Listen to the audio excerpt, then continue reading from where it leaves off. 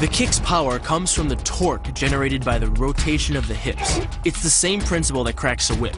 Turning the hips just a few degrees forces the foot to travel a much greater distance and creates a lot of speed as it does. The longer the leg and quicker the rotation, the faster the kick. And unlike karate, Muay Thai fighters are also taught to strike with the hard bone of the shin. A Muay Thai kick can generate roughly the same force as a baseball bat, enough to crack a rib or a leg. Basically, it works like a point of a knife. All the force is magnified by being concentrated in a small, hard area. Even if the elbow doesn't deliver a knockout, it will almost always leave a nasty cut and often end a fight. It's not the arms, but the legs that drive our fists. Like a piston, the explosive power of the legs is capable of generating hundreds of pounds of force, all to a very vulnerable area, the soft underside of the opponent's jaw. Like the Hanuman move, the flying knee relies on the explosive power of the legs. But rather than spread the power of our blow over two fists, it concentrates it into the spear point of the knee and combines it with the force of gravity. It's the equivalent of hitting our opponent in the chest with a sledgehammer. The hyperextension of the elbow, created by pulling back on the locked arm, virtually ensures that he will be taken down. The knee strike to the wrist dislodges the knife and further loads the elbow and shoulder. The technique can easily result in damage to the elbow joint, the tendons of the rotator cuff, or even a broken arm. The key to this move is turning your opponent's lower arm into a lever. By grabbing his arm during the initial attack, you set up the lever such that direct loading to his elbow joint is achieved. Once the elbow is locked and loaded, you can pull a much heavier opponent off balance by simply lowering your center of weight. With practice, the ninja can hit his intended target from distances as great as 45 feet. At impact, that's more powerful than a Major League Baseball pitch. This move is more about timing and precision than power.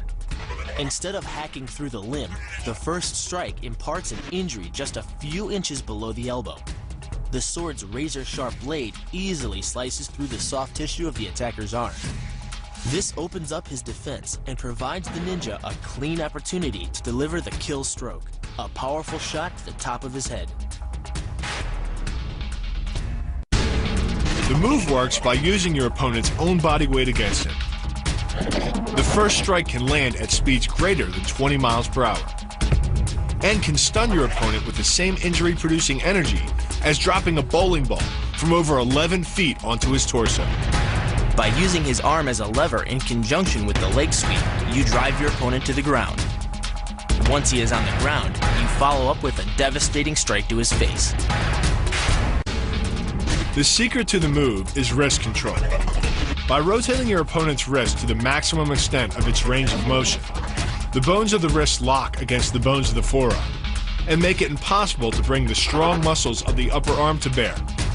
Then, you can pull your opponent off balance and into a potent knee strike. The combined force of the knee strike and your opponent's forward momentum can be as much as 2,000 pounds, enough to dent sheet metal. The effectiveness of the Polakaimau lies not in raw power, but in speed. By relying on your triceps to snap the strikes forward over the elbow, 3 blows can hit in 7/10 of a second. The final impact of the strike to your opponent's face can deliver as much as 175 watts of power, more than enough power to stun him or crush the cartilage of his nose. You then add insult to injury, firing one last shot into one of the most sensitive regions of the body, the groin. Pulling off the move relies on 2 factors.